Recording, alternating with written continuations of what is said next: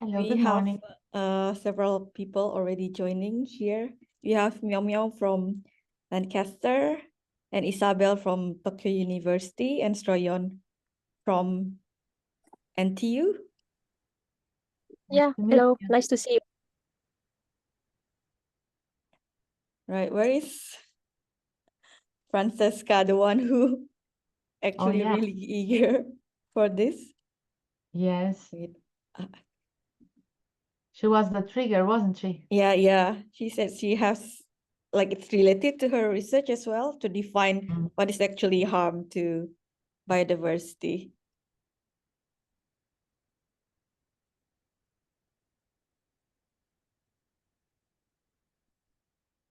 And we actually have one new member here. Probably Taku didn't attend our previous monthly meeting. Mhm. Taku, could you probably want to introduce yourself and have your camera on? Because we have never met before. Right. Yes. Hi everyone. My name is Taku Mutezo, and I'm an environmental lawyer based in Zimbabwe and have been working in biodiversity law and conservation in Zimbabwe for 7 years now, going on 8. And I've recently founded my own organization called Hambai Wild, which means let's go wild in my native language, with the goal of lobbying for better legislation and better policy that can protect our wildlife in an inclusive way that also respects the cultural norms and the communities that live with and around wildlife. Thank you, Taku. Nice to have you in the network. It's nice to have like various people from biodiversity hotspot in the network so we can share a lot of field knowledge. I think while waiting for others, should we give another 3 minutes? So we will start at like 5. Okay.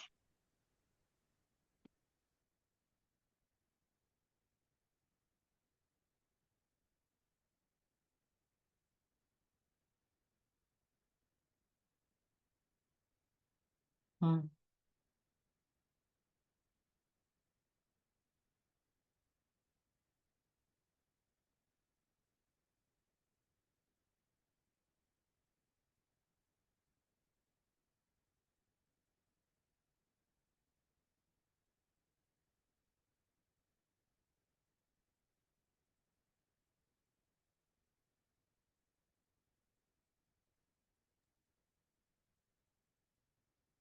Well, actually, we have Jacob here already.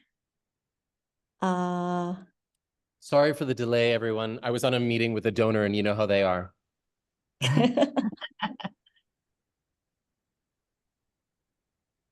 Okay, we have quite enough people, I think, in the room. We could kind of start the meeting. Welcome everyone to our second bi-monthly meeting. And the topic of this meeting is actually basic, but it will determine how we're gonna proceed from this start. It's a very important basic question of how we define harm to biodiversity.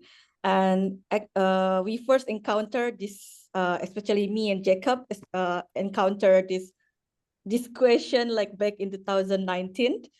What is actually harm to biodiversity? Is it like harming one or two individual species already constitute harm to biodiversity? Or should it be in a very massive scale, like ecosystem based, then we can call it harm to biodiversity. But then if we have reached that massive scale, then we are too late to do something to prevent the collapse of biodiversity. And thank you for Francesca, who also remind us of this important question before we proceed to talk about other things. We need to discuss this first in our first like substantial discussion. And to trigger the discussion here, we will have Jacob from scientific perspectives sharing to us what is harm to biodiversity based on conservationist point of view. And then we will have Alexandra here from the University of Coimbra. Did I say it correctly? Wait, Coimbra. Yeah, now it's fine. Yeah, who will respond to Jacob and then explain from probably legal perspective how the law has been accommodating harm to biodiversity and how the law define it, whether there is a gap between the conservationist understanding of harm to biodiversity and how to bridge the gap if there is any. I would, so please, Jacob. Thanks. Hi, everyone, and thanks for the opportunity to share, because this is a question that, as Rika mentions, we've been fighting about for a long time. And I say actually fighting. And it's funny, Rika, that you give this example of how many individuals need to be harmed. This is a quote from a Malaysian judge. You know, it's just one orangutan. And indeed, we've even heard that within our network. Like, we know orangutans are important, but like, triggering liability for harm to one individual, is that enough harm? And as a conservationist, of course, I feel overwhelmingly that yes, harm to one individual orangutan is absolutely harm to nature, harm to biodiversity, right? We have the IUCN Red List of Standards, which is the kind of the standardized approach used globally to try and understand at a species level and at a population level whether the conservation status of that species. And when it comes to an orangutan, critically endangered, it's 3 different species. So kind of off the bat, yeah, absolutely. Harm to even one individual of a critically endangered species would be harm to nature, right? Harm to an endangered one would be. Harm to a vulnerable one would be. The question is, how far down this scale do you go and it's still harm? That becomes less clear. But one of the things, of course, that's a challenge when I've been discussing with lawyers is that our understandings of what even biodiversity or nature is very different. When I come at biodiversity, you know, we often talk about species and individual animals or individual populations. But that is only one very small part of what biodiversity is, right? It's the compositional part of biodiversity, and very specifically species richness, right? Or number of individuals. But as you can see in this tiered diagram, there are different components to biodiversity, and each one of which contains things within it. Species contain populations. So we may injure a species, but the question then isn't just if we injure the species, it's at what scale do we injure it? Is it the entire existence of the species? Or is it the existence of a population? Again, coming back to an orangutan, even harming one subpopulation is absolutely harm to the survival of not only that population, but the entire species. But there's also structural and functional aspects of biodiversity. One of the things that I've noticed is that often biodiversity is somehow separated from nature, or species and wildlife are separated from the environment writ large. They're seen as something that is inside of nature, but not part of nature. From an ecological perspective, that's complete bollocks, right? There is no ecosystem without its constituent biodiversity. And when you see diagrams from the Millennium Ecosystem Service assessment, from government, you often see that there's different parts of an ecosystem, but there's often a big box at the bottom. And that big box is biodiversity, because biodiversity underpins all the rest of it structurally. Let's think about it. A tree is biodiversity, but it is also structure within an ecosystem. So harming a tree is harming that ecosystem. The functional roles also of nutrient cycling, gene flow, these are all premised on that cornerstone that is biodiversity. And so I just want to give you an example. Let's say here we have a functional role, which is biomass, right? On the x-axis, and we have the total impact of a species on shaping an ecosystem. Well, we have some species, for example, that are very dominant. Let's think of deer in certain systems, or kelp, or grasses in a prairie, that both represent a huge amount of the biomass, right? The total mass of an ecosystem. and are also very common. And so have huge impacts on the entire function of that ecosystem, right? A prairie without grass or a forest without trees, right? They're abundant and they are impactful. Harm to those species, well, they're not necessarily high conservation value, right? Because they're common. I've just told you they're a hard part of the biomass. But their roles are disproportionate in that ecosystem. If we compare them with, let's say, a fox, which does not represent a huge amount of the biomass, but because they're keystone predators, play a huge functional role. And then we have these other species, including our orangutan, which actually are not very important in terms of the structure of the forest or the absolute volume of biomass. But presumably, even though they don't have the same functional weight or biomass weight, are still really key biodiversity.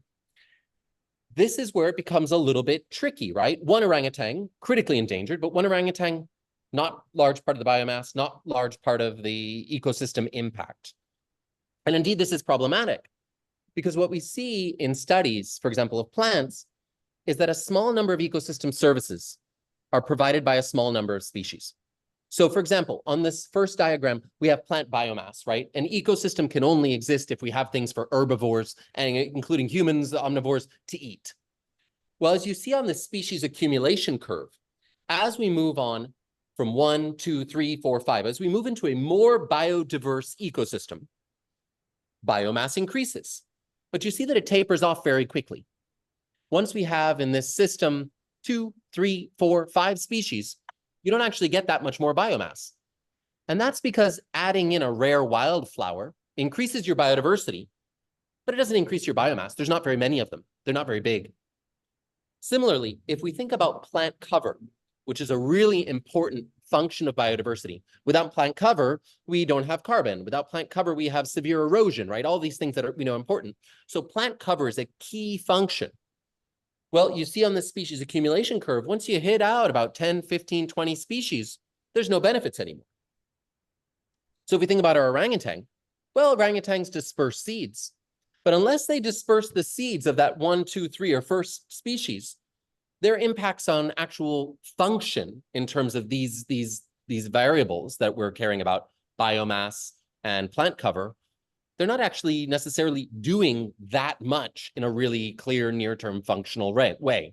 This is, of course, a gross oversimplification, but I want to highlight it because it shows that when we think about biodiversity, we have to be thinking about more than just how many species are there, how many seeds does that orangutan disperse if we're going to consider harm.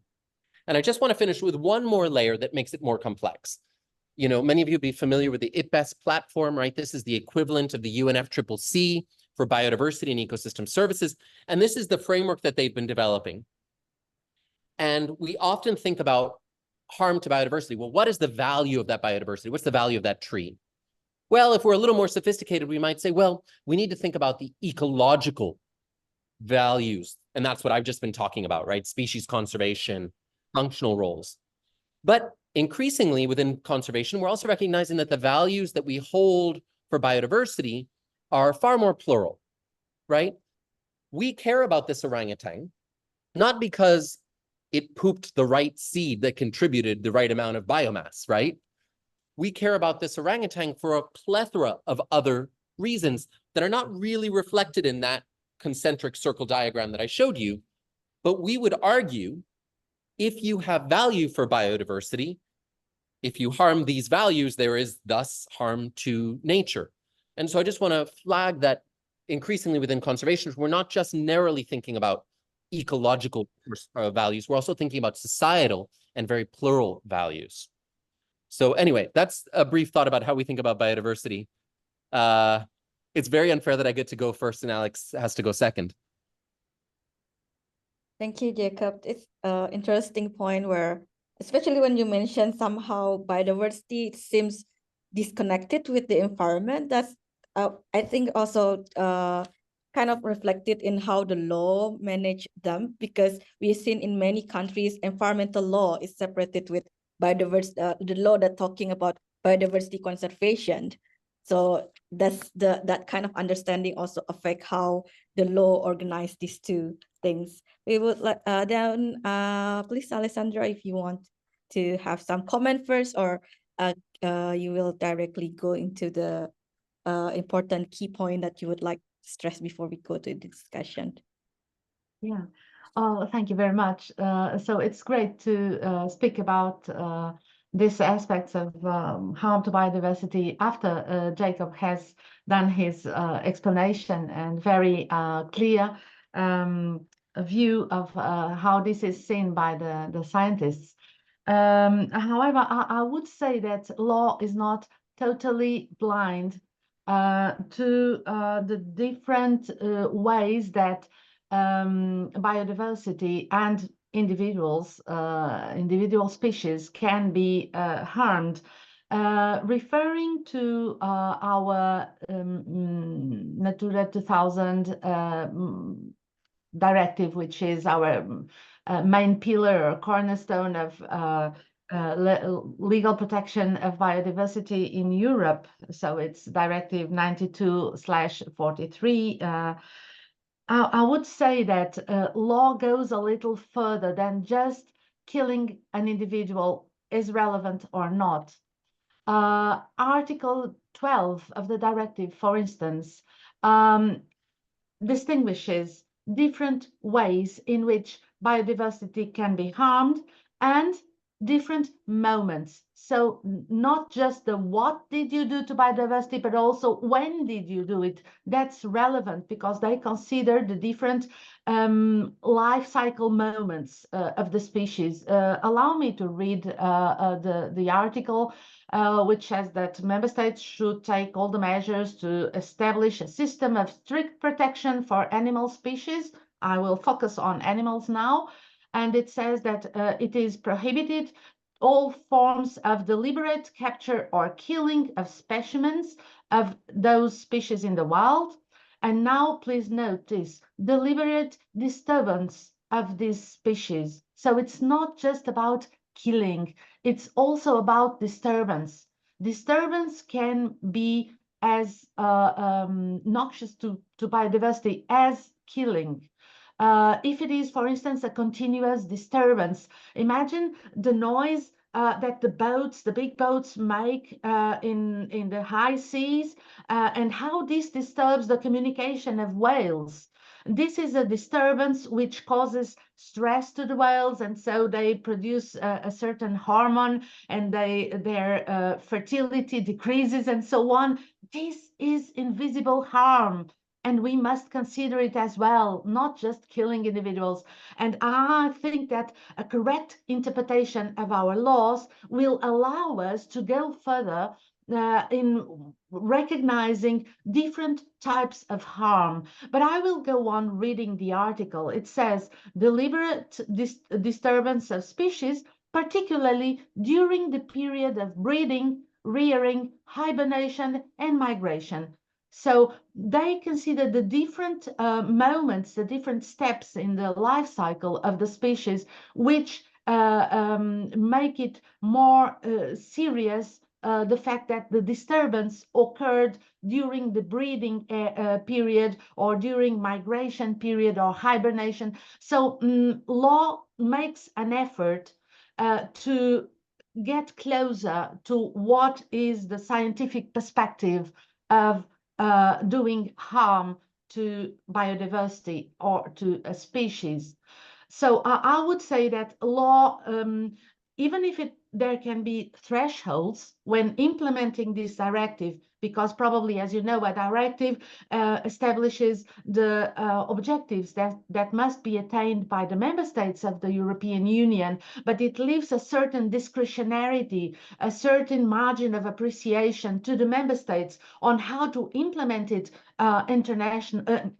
nationally at the national level. But anyway, even if the member states are allowed to establish certain thresholds below which disturbance is not very relevant and above it which disturbance can amount to a serious harm, even if the animals are not killed, it can be a very relevant harm, the disturbance. So even if the member states can transpose this directive in different ways, I think that we must interpret our national laws. The 27 member states of the European Union must interpret our laws in accordance with an environmental friendly interpretation of this directive, so an ecologically friendly directive of the interpretation. So my first point is that the directive is not totally blind regarding what real harm is, but it must be correctly interpreted.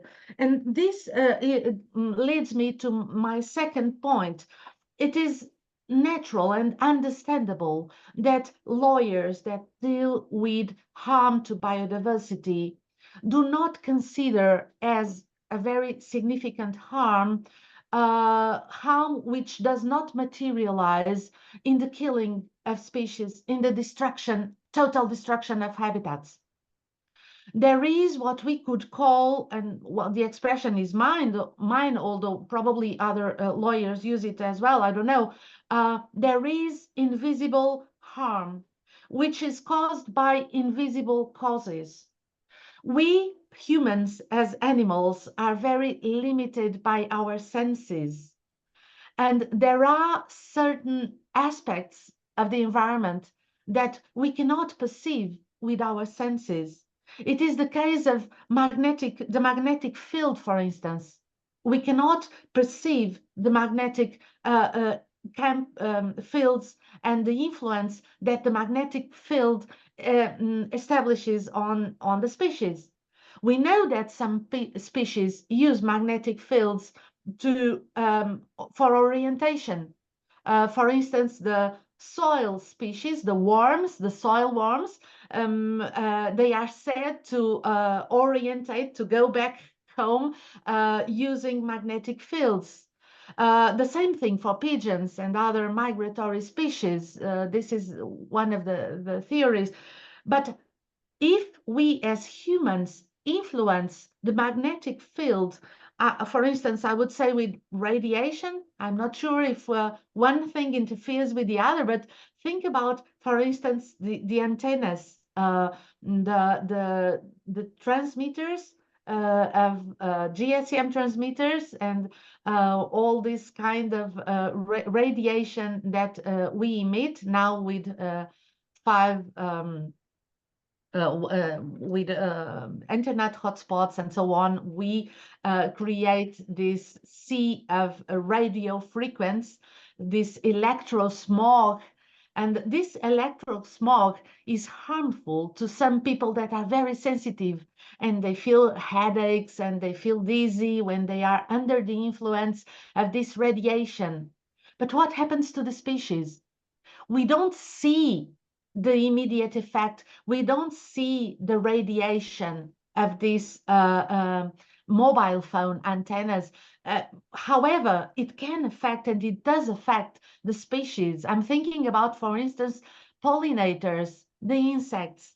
They feel a strong impact of these electromagnetic fields that we emit. And this is invisible pollution and invisible harm, which can be very, very serious, because a whole beehive can be lost if they don't find their way back home to their, if the bees can't find their way back home. So I would like to call your attention to this invisible harm, which is not expressly mentioned in the law, but it should be mentioned in the cases, in the case law. So before the courts and the judges, we as lawyers or as academics and experts in these areas should call the attention of our legal colleagues to these invisible harms, which goes beyond our human senses. We don't see it, but however, it is there. For instance, I was mentioning a while ago the infrasounds. So the sound that we make and which disturbs the species that need to communicate when they want to mate, when they want to meet other colonies, it's the case of birds, it's the case of whales, for instance, which communicate over hundreds of kilometers using infrasounds. The same thing for elephants, they also use infrasounds.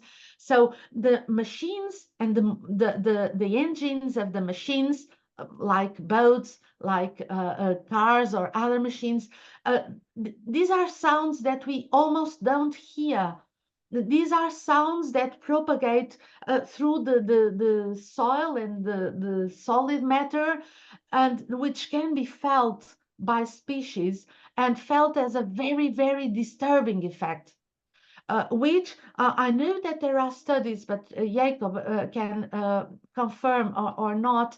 I think that during 9/11, when all the traffic, both in the sea and in the air, was stopped for a few days, there were studies on I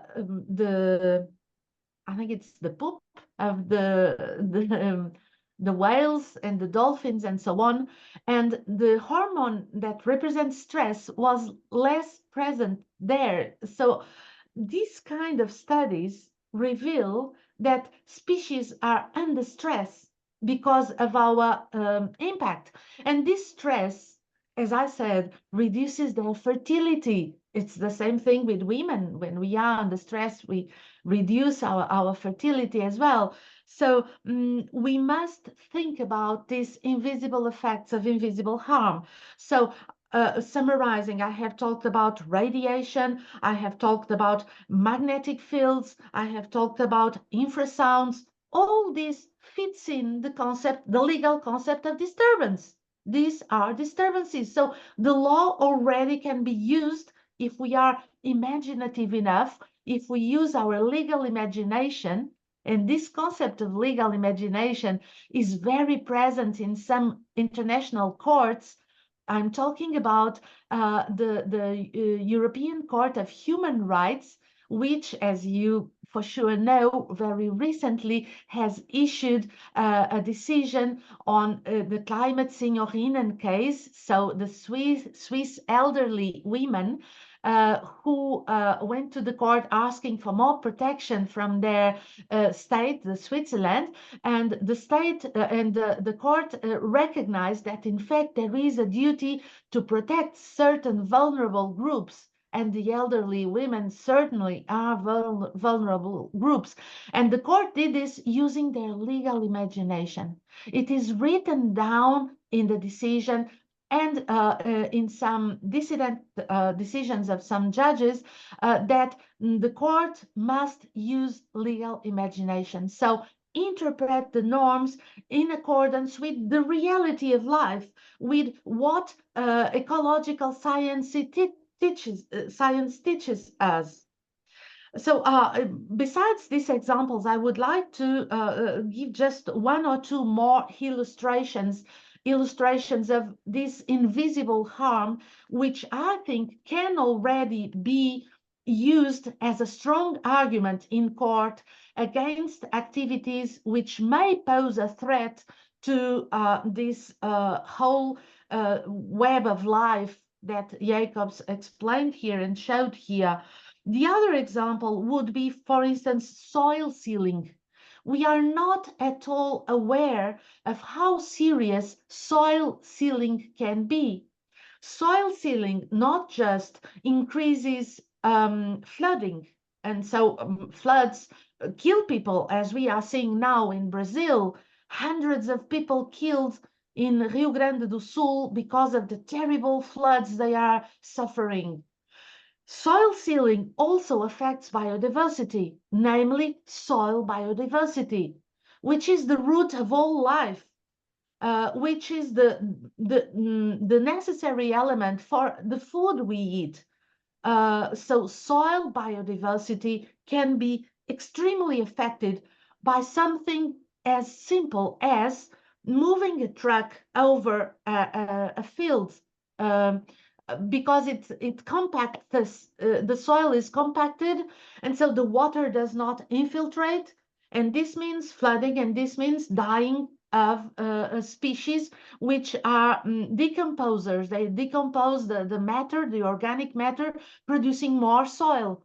And we need soil. Portugal is in heavy risk of desertification.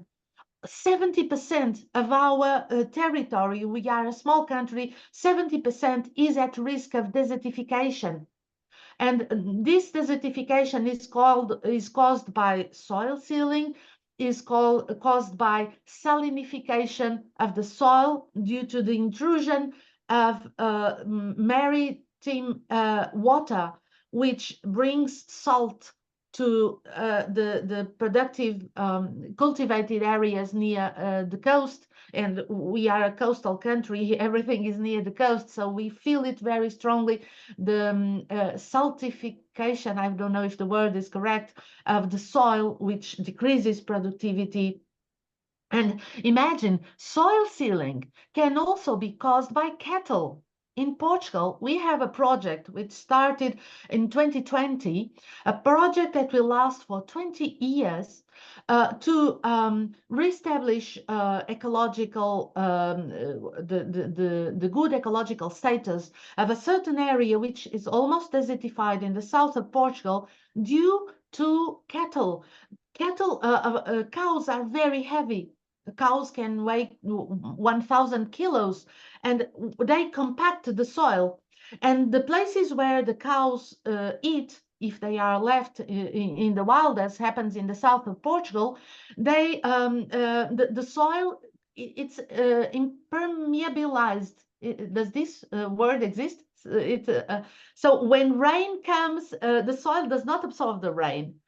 And so simply having cows there was was terrible for the environment. Everything was becoming desertified. The cows had no food anymore.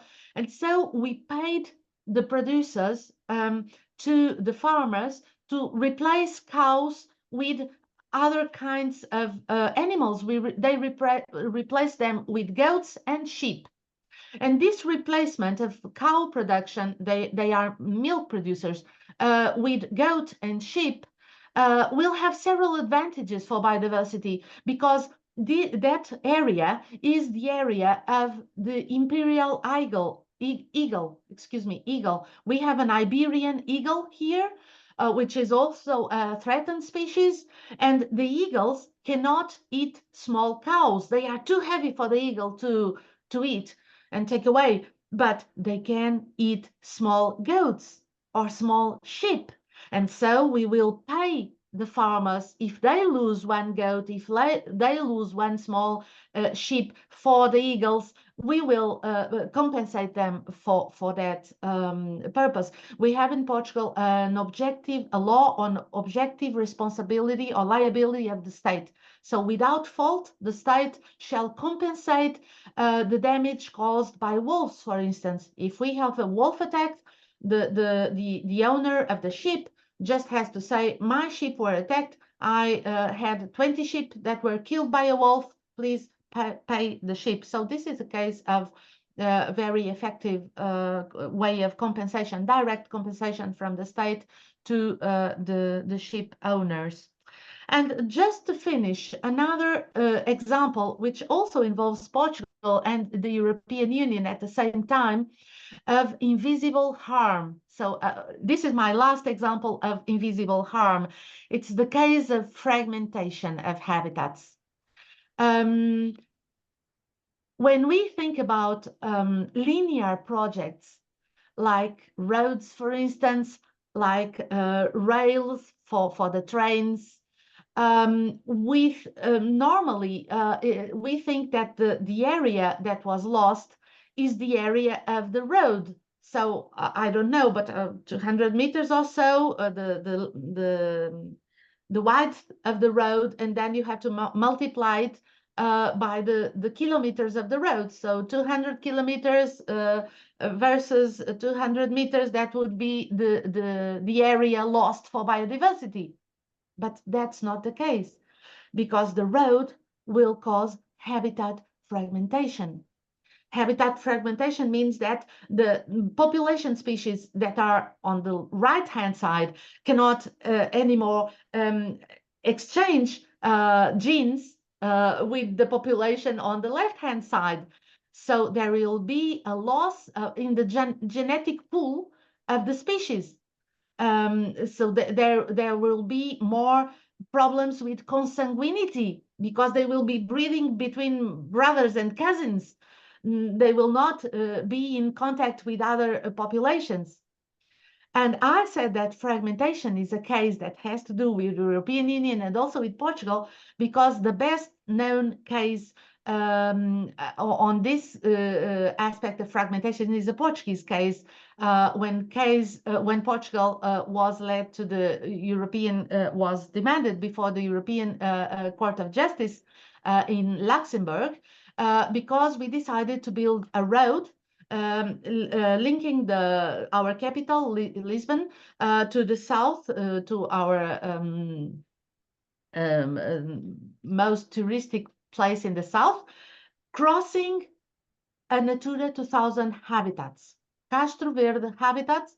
That is a place where we have, well, the lynx, the Iberian lynx, where we have well, I don't know how to say the name in English, but it's the biggest flying bird, heaviest flying bird in Europe.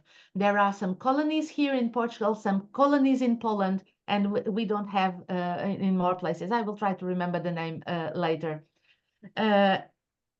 Otis otarda, I think. No, it's not Otis otarda. Well, I will try to remember the name. But what is interesting about this case is the fact that Portugal said there are no alternatives to this place where we are, where we chose to put the road, because it's a straight line between Lisbon and the south.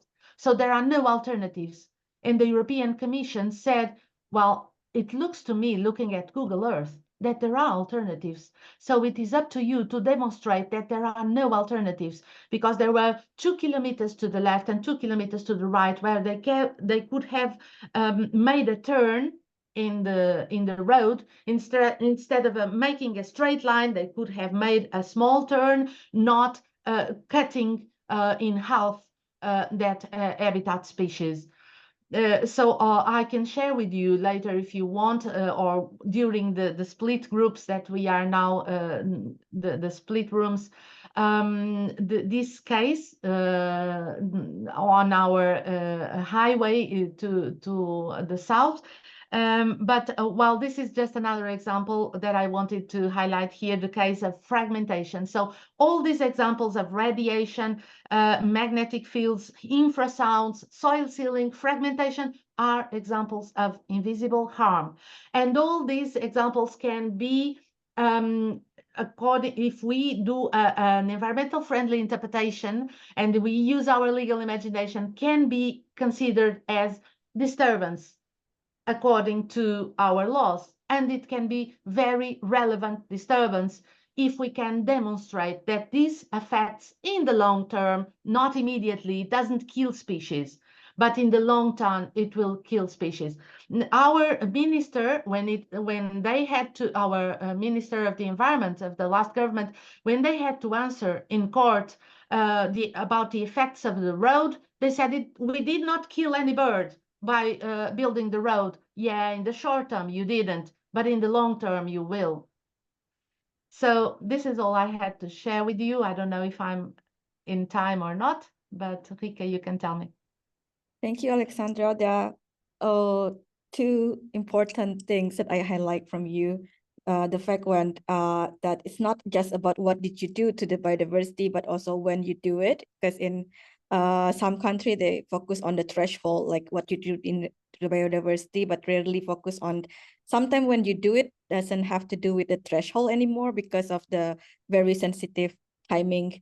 But then the most interesting thing that you highlight for me is about the invisible harm and the legal imagination, how we can incorporate this invisible harm. And in some cases we've tried, and apparently, yeah, it's kind of a long way to go for the court to accept this legal imagination. In one cases, we try to demonstrate the long-term impact that you mentioned before, but then the judge require us to provide, like, a concrete case-based causation to this impact, which is kind of difficult if you talk about cascading and long-term effect. So I would like to invite the participants to give comment, feedback, or question, or probably other example from your own country to complement our today's discussion. Initially, we plan to have a breakout room, but I think the size of participants are manageable here to have just one single room to do a brainstorming what constitutes harm to biodiversity in your study. Please, Francisca. You are on mute, sir. Yeah, sure. Thank you. So thank you very much, Alexandra, for Yeah. Hello? Yeah, now. here. Can you hear me? Yes, okay. Okay, sorry. My Wi-Fi is not really great. So I wanted to, so first of all, thank you very much for these long explanations. I was actually thinking now, based on what Alexandra said, how to align the science with the legal perspective. And so how much the scientific perspective that Iago provided before can be used or not in order to handle the concerns that Alexandra was mentioning. Because it's like, I feel that the definition of the notion of biodiversity from a scientific perspective is very extensive, and it would allow to include all these, or to come up with a kind of what Alexandra said, an environmental friendly interpretation of the law. But it's not, it's also the definition of biodiversity in science is quite broad, and it's not always the case that all the scientists would agree that you need to include all. Yeah, We lost Francesca. we lost you for the last part. Yeah, so it's not always the case that all the dimensions in science are emphasized and measured. So this is just the notion, but then when a scientist measures harm to biodiversity, does she use all these dimensions of biodiversity? So what is the agreement in science about this extensive notion of biodiversity? Because this is a crucial point when a specific notion of biodiversity can be used in the law to make sure that this is there is consensus in science about all these dimensions that can be helpful to come up with an extensive interpretation of the law.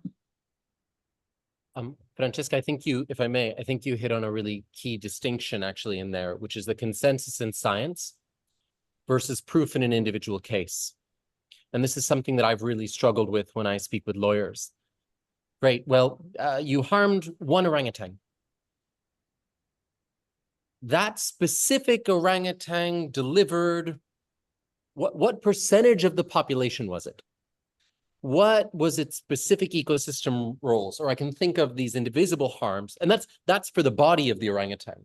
If we talk about these invisible drivers of loss that Alexandra was talking about, it becomes even harder, right?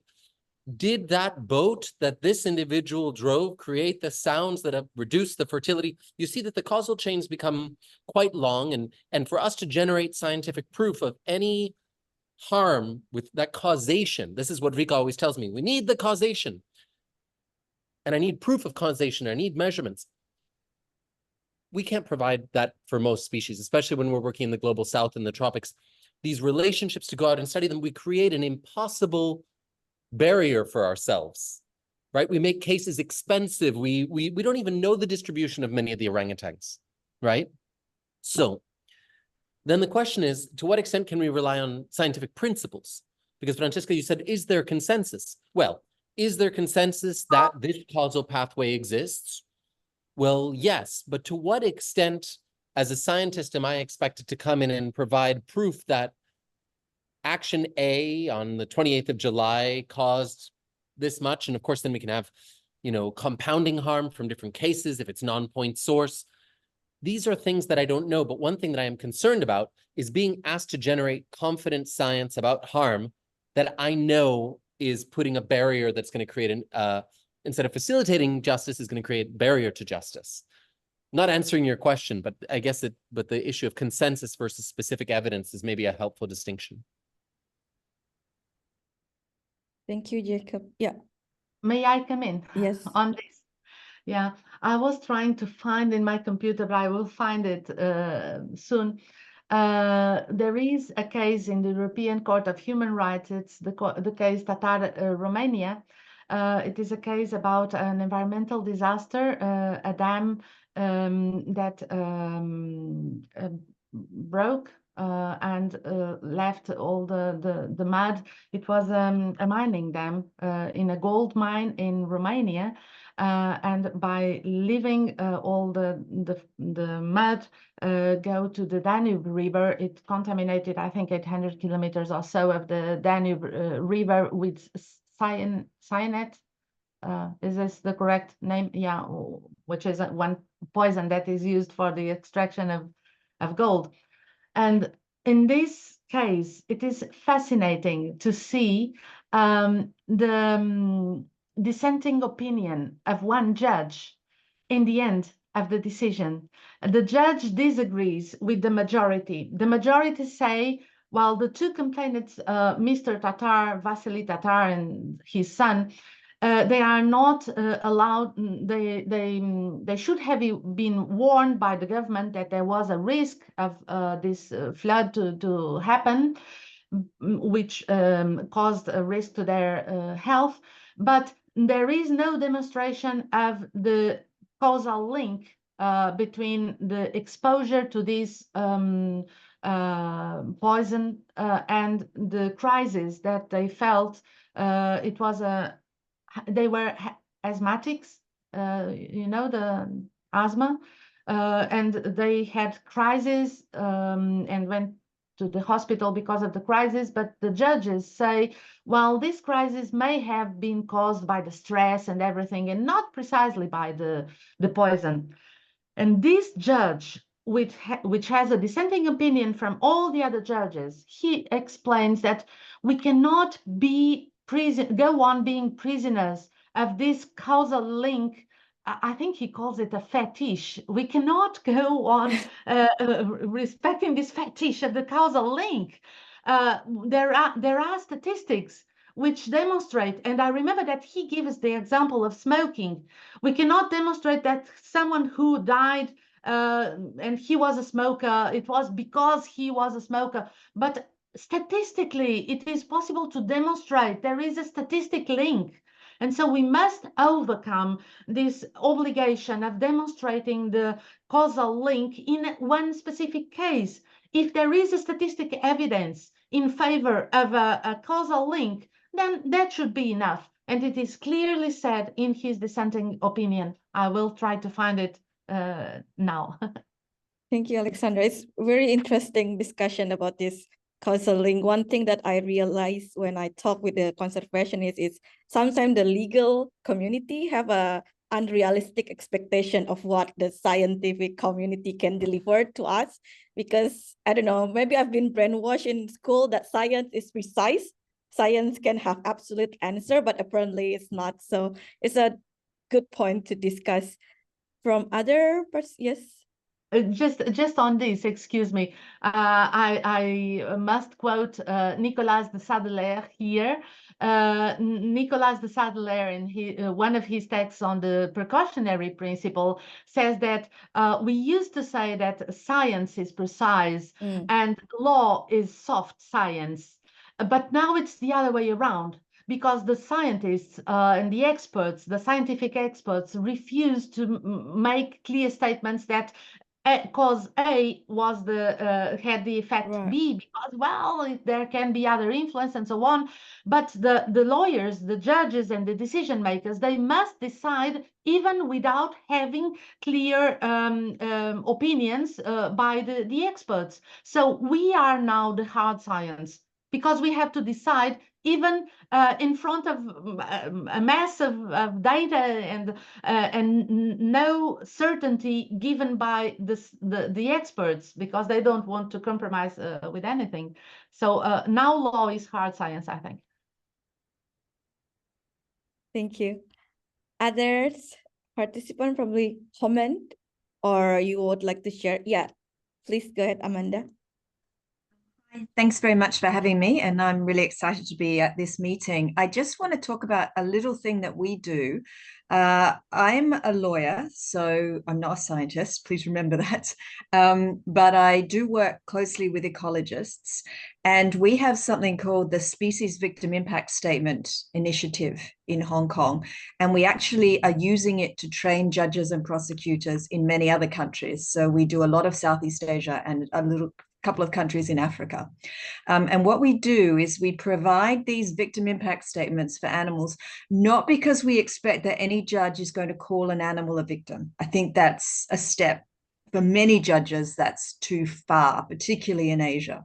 But because they are desperate to know more about why these animals should be seriously considered as something that they should pass a deterrent sentence about, if that makes sense. So they are treating them as victims, they're just not calling them victims.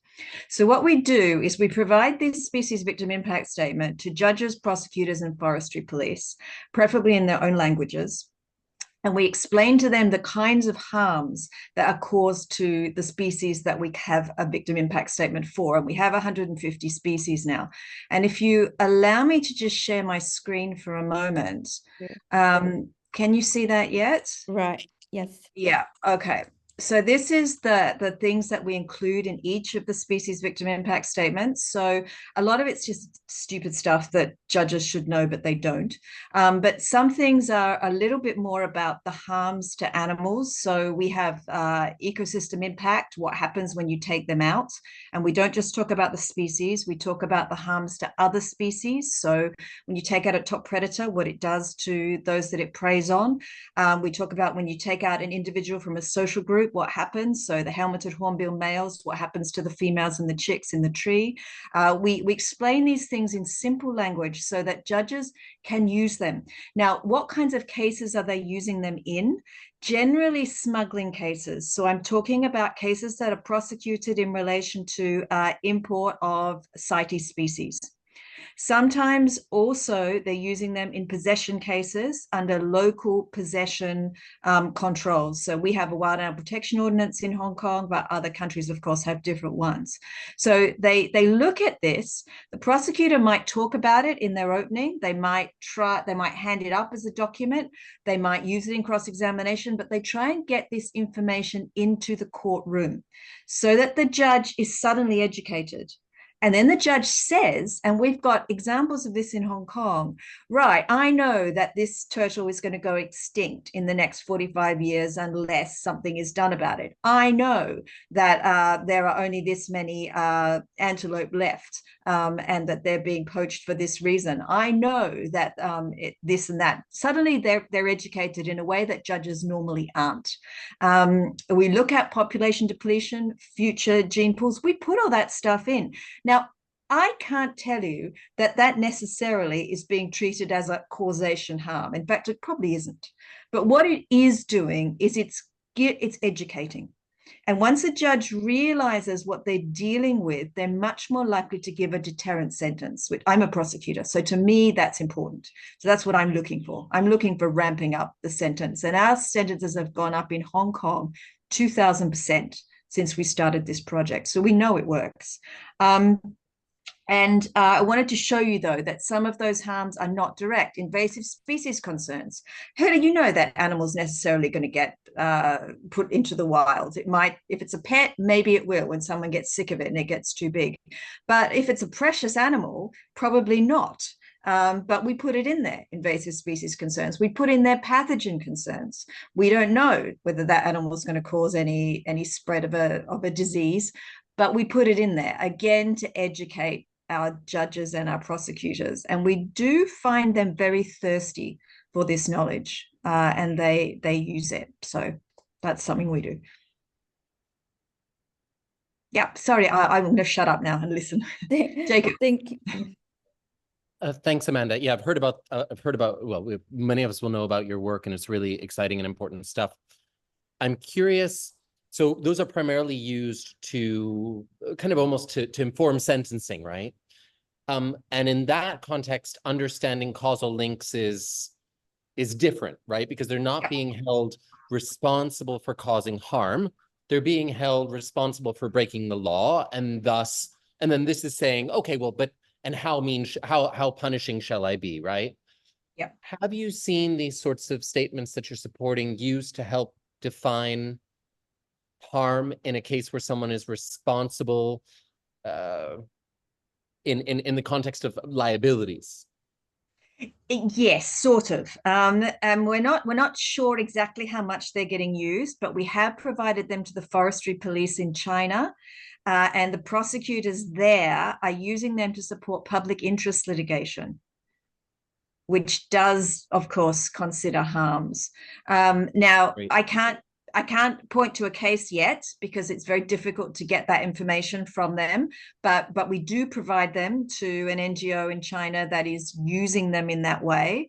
And I'm waiting for them to show me an actual case where I can actually track that it happened. But they tell me that it's helping. I don't know yet. But the idea is that it should be providing support for public interest litigation, because those judges are desperately looking to understand this kind of ecological information that you are talking about, in order to put a monetary value on what kind of fine or what kind of compensation or other kind of deterrence they use with public interest litigation, which they use it incidentally to criminal litigation. They have this, I don't know if I'm speaking about something that everybody knows about, I'll just be 1 second about it. They have something called in criminal incidental public interest litigation in China. So if you get done for importing or possessing or poaching or hunting a protected species, they can also bring public interest litigation against you on the basis that you have harmed ecological society. So that means that a judge needs to understand the harm to the ecological civilization, they call it in China. So judges are looking for this information, and that's the route that we've used to try to get them to support that thinking there. Thank you. Thank you, Amanda, for the introduction of the tools we can use to introduce the scope of harm to biodiversity and its broader impact. I would like to have one final comment, feedback, or question before we close today's meetings. Anyone? Or probably I saw a comment that Taku just comment. You also use this in Zimbabwe. Could you share to us what is the state of the art in Zimbabwe legal landscape on the scope of harm to biodiversity and how you pursue it? Thank you. I think my comment was more aligned to what Amanda had stated earlier about the victim impact assessment reports. In Zimbabwe, we do make use of those, and we've actually found in certain instances where a person is found unlawfully hunting or unlawfully in possession of an endangered species, for example. We've had cases where the judges actually rely on the victim impact report to then give a compensation, which is something that's allowed for in the Zimbabwe Parks and Wildlife Act, where if someone is caught committing a crime against an endangered species, they might actually be given a monetary value that they're expected to compensate the state for that loss of the species and the damage caused. So whilst we actually do have those judgments in place, we're yet to have those judgments actually enforced through civil litigation. So it's a gray area, but at least it shows the impact of having such a victim impact report and the value that experts can have and science can have in actually showing how the harm has an impact on the environment, on biodiversity and people at large. Okay. Thank you, Taku, for sharing with us. And we've promised you 1 hour. We've reached our 1 hour. I know we will have more things to discuss behind the scene, and Alexandra also have to go. Thank you so much for everyone. And don't forget, we have 29 May webinar on right of nature, how to operationalize right of nature. If you also interested in that topic, please come join us on 29th. Thank you so much. See you again in the next BELS meeting. And if you would, so glad to see the new members as well. Thanks for everyone joining us. Thank you. Goodbye. Thank you very much. Bye-bye. Ciao. so I'll make a short pause then for this. Great. Okay. Thank you both. Thanks, Rika. Thank you. I think that's good. Interesting. Yes. And good to see some people showing up as well. Yeah, I was worried because we Me don't too. have any confirmation. That's why we need a WhatsApp group or a LinkedIn group just for the I- last minute reminders. Okay. Maybe. But Anyway. should I email Amanda then right away after this or You talked, so it might be a nice way, and it's linked to harms. So there's a link here. Let's tell her that we would like it, but we don't want to hear about deterrence. We yeah, want to she's hear about like liabilities. So that's where she's not exactly aligned with our approach. yeah. And if we gonna have her for a speaker, we need to pair her with someone who will talk about liability, maybe like Maribel to Yeah, let's pick from I know, but let's pick someone from outside the network okay. to make people interested, right? Yes. Okay then. It doesn't have to be Amanda. It could be someone else. It was just a thought. I also didn't think she was going to talk today, but now that she spoke, maybe we pick someone else. Okay. But let's just pick one speaker and give them 20 minutes or 25 minutes and then discussion is my suggestion, just to keep your and my effort modest. Yeah. Okay. Thanks, Rika. See you tomorrow and the day after tomorrow. I'm gonna see you 3 days in a row. Lucky lady. Please. Wow, luar biasa. Perfect. Okay. Talk to you soon. Yeah. Ciao. Ciao.